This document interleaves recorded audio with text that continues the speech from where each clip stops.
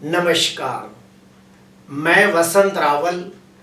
आज मैं आपको बताने आया हूं जन्म कुंडली के अंदर पंचम भाव का स्वामी अर्थात पंचमेश ग्रह कुंडली के 12 अलग अलग भाव में बैठा हो तो उससे क्या फल की प्राप्ति होती है।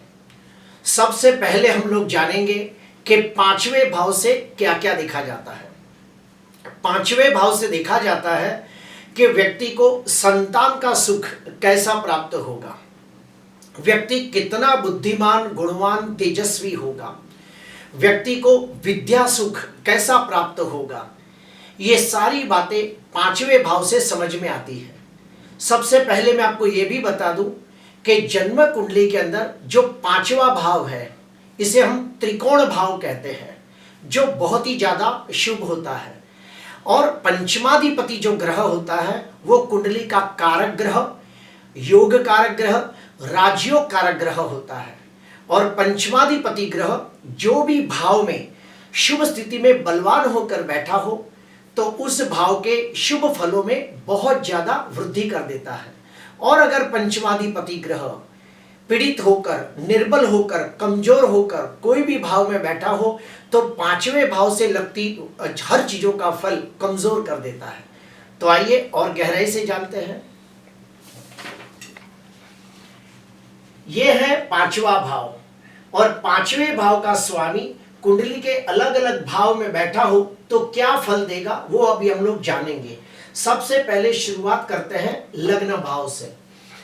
अगर पंचमेश ग्रह स्वगृही मित्र क्षेत्री उच्च का होकर लग्न भाव में बैठा हो तो ऐसे व्यक्ति को संतान का सुख उत्तम प्राप्त होता है। ऐसे व्यक्ति को विद्या का सुख उत्तम प्राप्त होता है। ऐसे व्यक्ति अत्यंत बुद्धिमान गुणवान संस्कारी होते हैं। ऐसे व्यक्ति स्वभाव से विनम्र विनयी विवेकी होते हैं। ऐसे व्यक्ति दिमाग से बहुत ही चालाक चतुर होते हैं। ऐसे व्यक्तियों को पिछले जन्म का पुण्य कदम कदम पर सहायता करता है, इसीलिए ऐसे व्यक्ति इस जन्म के अंदर सर्व प्रकार के भौतिक सुखों की प्राप्ति करते हैं, सांसारिक सुखों की प्राप्ति करते हैं और सर्व सुख संपन्नता भरा जीवन व्यतीत करते हैं। अभी हम आएंगे दूसरे भाव के ऊपर जिसे हम कहते हैं धन भाव। तो सुनिए, पंचमाधिपति ग्रह स्वगृही मित्र क्षेत्री उच्च का होकर धन भाव में बैठा हो तो ऐसे व्यक्ति बुद्धि के द्वारा धन अर्जित करते हैं। ऐसे व्यक्तियों के जो संतान होते हैं वो भी बहुत ही धनवान बनते हैं। ऐसे व्यक्तियों को कुटुंब का सुख उत्तम प्राप्त होता है। ऐसे व्यक्ति दिखने में बहुत ही सुंदर होते हैं, बोलने में बहुत ही निपुण होते हैं। ऐसे व्यक्ति अपनी बुद्धि और ज्ञान के द्वारा बड़े होकर धनवान यशवान कीर्तिवान होते हैं। ऐसे व्यक्ति बहुत ही सोच समझकर बोलने वाले और नाप तोल करके बोलने वाले लोग होते हैं। अभी हम आएंगे पराक्रम भाव के ऊपर। तो आप सभी को पता है कि पराक्रम भाव किसका है? छोटे भाई बहनों का होता है, छोटी मोटी मुसाफरी का होता है, मेहनत साहस और पराक्रम का होता है। तो सुनिए, अगर पंचमाधिपति ग्रह स्वगृही मित्र क्षेत्री उच्च का होकर अगर तीसरे भाव में बैठा हो तो ऐसे व्यक्तियों को छोटे भाई बहनों का सुख बहुत अच्छा मिलता है। ऐसे व्यक्तियों को छोटी मोटी मुसाफरी से भी बहुत लाभ होता है। ऐसे व्यक्ति बहुत ही मेहनतू और साहसिक होते हैं। ऐसे व्यक्ति बहुत ही पराक्रमी हिम्मत वाले स्वमानी स्वाभिमानी लोग होते हैं। ऐसे व्यक्ति बहुत ही खुददार होते हैं, जुनूनी होते हैं, कुछ कर गुजरने वाले लोग होते हैं। ऐसे व्यक्ति के जो बच्चे होते हैं वो बच्चे भी बड़े स्वस्थ तंदुरुस्त निरोगी होते हैं। ऐसे व्यक्ति खुद बहुत ही बुद्धिमान गुणवान चालाक चतुर होशियार तेजस्वी होते हैं और ऐसे व्यक्ति हर मुश्किल का डटकर सामना करने वाले साहसिक लोग होते हैं। ऐसे व्यक्ति दार्शनिक होते हैं, तार्किक होते हैं और एक अच्छे रणनीतिज्ञ होते हैं। अभी हम लोग आएंगे चौथे भाव के ऊपर।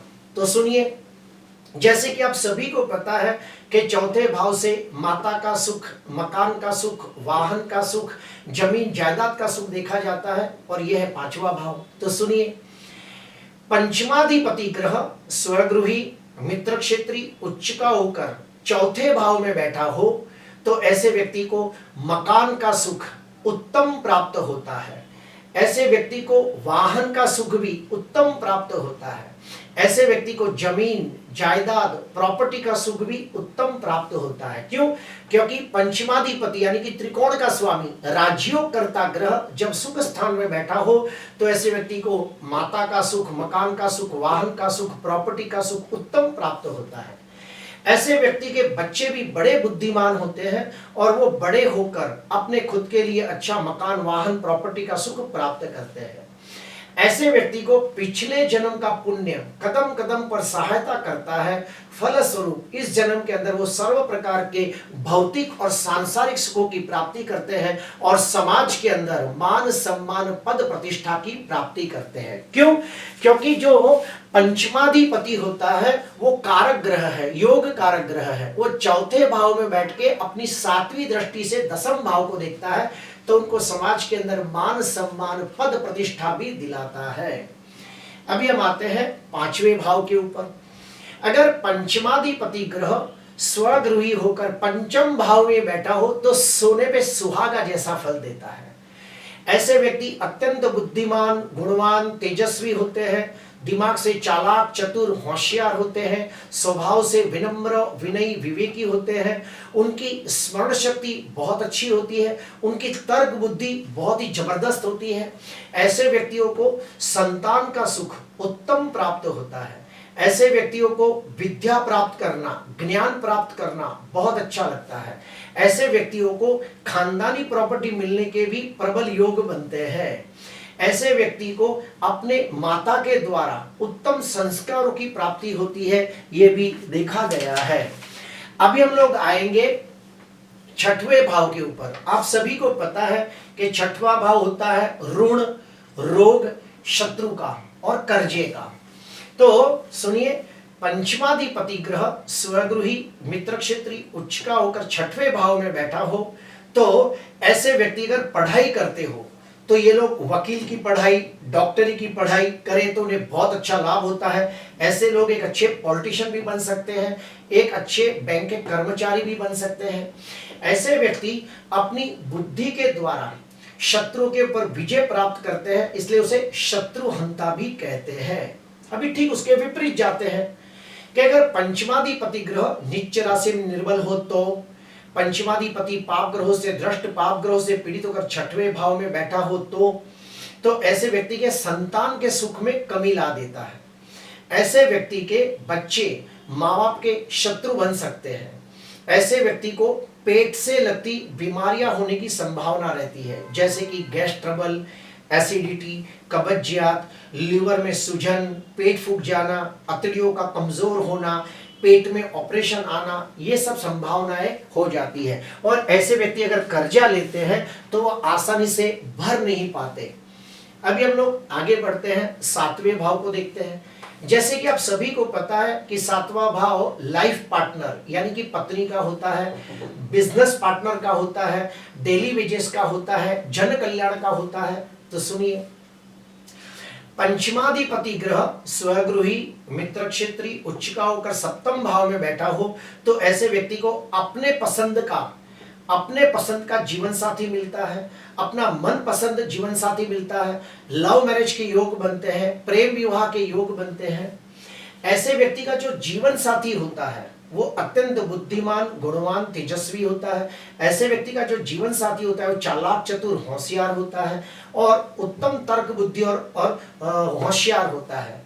ऐसे व्यक्ति के जो संतान होते हैं वो भी अगर धन कमाने के लिए जन्म स्थान से दूर जाए तो ना उनका भाग्योदय होता है और उन्हें बहुत अच्छा लाभ होता है। अगर ऐसे व्यक्ति बुद्धि से लगते कार्य करें और जन सेवा के कार्य करें, जैसे कि एक अच्छा डॉक्टर कार्य करता है, सीए, वकील काम करता है, तो उन लोगों को बहुत अच्छा लाभ होता है। और ऐसे व्यक्ति अगर बुद्धि से लगते कार्य क्षेत्र के अंदर अगर पार्टनरशिप में कोई व्यापार करे तो भी उन्हें बहुत अच्छा लाभ होता है। अभी हम आएंगे आठवें भाव के ऊपर। जैसे कि आप सभी को पता है कि आठवां भाव आयुष्य का होता है, गुण ज्ञान का होता है, खानदानी प्रॉपर्टी का होता है। तो सुनिए, अगर पंचमाधिपति ग्रह स्वगृही मित्र क्षेत्री उच्च का होकर अष्टम भाव में बैठा हो तो ऐसे व्यक्तियों को खानदानी जमीन जायदाद प्रॉपर्टी खेती दुकान मकान फार्म हाउस जैसी चीजें मिलने की संभावना ज्यादा होती है, यानी कि पैतृक संपत्ति मिलने के योग प्रबल बनते हैं, बाप दादा की खानदानी जमीन जायदाद मिलने के योग प्रबल होते हैं।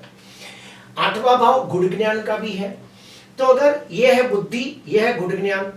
अगर बुद्धि का मालिक शुभ स्थिति में बलवान होकर अष्टम भाव में बैठा हो तो ऐसे व्यक्तियों को गुण ज्ञान जैसे कि ज्योतिष शास्त्र, वास्तु शास्त्र, रत्न शास्त्र, तंत्र मंत्र यंत्र जैसे गुण शास्त्र सीखना उन्हें अच्छा लगता है। पंचमाधिपति कुंडली का कारक ग्रह बनकर अगर अष्टम भाव में बलवान हो तो ऐसे लोग दीर्घ आयुष्य प्राप्त करते हैं। अभी ठीक आते हैं विपरीत। अगर पंचमाधिपति ग्रह अष्टम भाव में नीच का होकर निर्बल होकर बैठा हो तो पाप ग्रहों से दृष्ट पाप ग्रहों से पीड़ित होकर बैठा हो तो ऐसे लोगों की आयुष्य में कमी कर देता है। ऐसे व्यक्तियों को विद्या प्राप्ति में विघ्न आते हैं या फिर पढ़ाई अधूरी रह जाती है। ऐसे व्यक्तियों का अपने संतान के साथ पटता नहीं, संतान के साथ हमेशा मतभेद लड़ाई झगड़े होते हैं, ये भी देखा गया है। ऐसे व्यक्ति के बच्चों का एक्सीडेंट होता है या फिर ऐसे व्यक्ति के बच्चों को असाध्य रोग हो सकता है। अभी हम लोग आगे बढ़ेंगे नवम स्थान के ऊपर। पंचमाधिपति ग्रह अगर भाग्य भाव में बैठा हो तो यहाँ पे भावाद भावम का नियम लागू पड़ता है, यानी कि पंचम भाव का स्वामी पंचम भाव से पंचम भाव में हो तो भावाद भावम का नियम लागू पड़ता है। और पंचमाधिपति ग्रह स्वगृही मित्र क्षेत्री उच्च का होकर नवम भाव में बैठा हो तो ऐसे व्यक्ति के जो बच्चे होते हैं वो बड़े भाग्यशाली होते हैं। ऐसे व्यक्ति के बच्चे बड़े नसीबदार होते हैं। ऐसे व्यक्ति खुद बहुत ही श्रद्धालु धार्मिक आध्यात्मिक स्वभाव के लोग होते हैं। पंचमाधिपति ग्रह अगर शुभ स्थिति में बलवान होकर नवम भाव में बैठा हो तो ऐसे व्यक्तियों को पूजा पाठ करना, होम हवन करना, दान पुण्य करना, यात्रा तीर्थ यात्रा करना बहुत अच्छा लगता है। नवम भाव हायर एजुकेशन का भी है। अगर पंचमाधिपति ग्रह बलवान होकर नवम भाव में बैठा हो तो ऐसे लोगों को मास्टर डिग्री प्राप्त करने के प्रबल योग बनते हैं। अभी आते हैं और आगे। ऐसे व्यक्ति अपनी बुद्धि के द्वारा अपना भाग्योदय करते हैं। ऐसे व्यक्ति अपनी बुद्धि के द्वारा विदेश जाकर बहुत अच्छा धन कमाते हैं। अभी आते हैं दसम भाव के ऊपर। अगर पंचमाधिपति ग्रह दसम भाव के अंदर स्वगृही मित्र क्षेत्री उच्च का होकर बैठा हो तो ऐसे व्यक्ति बुद्धि के द्वारा धन अर्जित करते हैं। ऐसे व्यक्ति बड़े होकर एक अच्छे व्यापारी बन सकते हैं या फिर कोई प्रोफेशनल व्यक्ति बन सकते हैं। ऐसे व्यक्ति अपनी बुद्धि के द्वारा समाज के उत्थान के लिए कार्य करते हैं। ऐसे व्यक्ति समाज के लिए एक अच्छे मार्गदर्शक हो सकते हैं। ऐसे व्यक्ति समाज के लिए एक अच्छे सलाहकार हो सकते हैं। ऐसे व्यक्ति के बच्चे बड़े होकर एक अच्छे बिजनेसमैन बन सकते हैं। ऐसे व्यक्ति के बच्चे बड़े होकर एक प्रोफेशनल बन सकते हैं जैसे कि वकील, डॉक्टर, सीए, और उनके बच्चों को समाज के अंदर मान सम्मान पद प्रतिष्ठा की भी प्राप्ति होती है। और ये जो पंचमाधिपति ग्रह दसम भाव में बैठा हो तो अपनी सातवीं दृष्टि से सुख भाव को भी देखता है, तो ऐसे व्यक्ति के बच्चे भी सर्व प्रकार के सांसारिक और भौतिक सुखों की प्राप्ति करके मान सम्मान पद प्रतिष्ठा प्राप्त करते हैं। अभी आते हैं 11वें भाव पे। पंचमाधिपति ग्रह स्वगृही मित्र क्षेत्री उच्च का होकर 11वें भाव में बैठा हो तो ऐसे व्यक्ति के बच्चे अपने बुद्धि के द्वारा बहुत अच्छा धन लाभ प्राप्त करते हैं।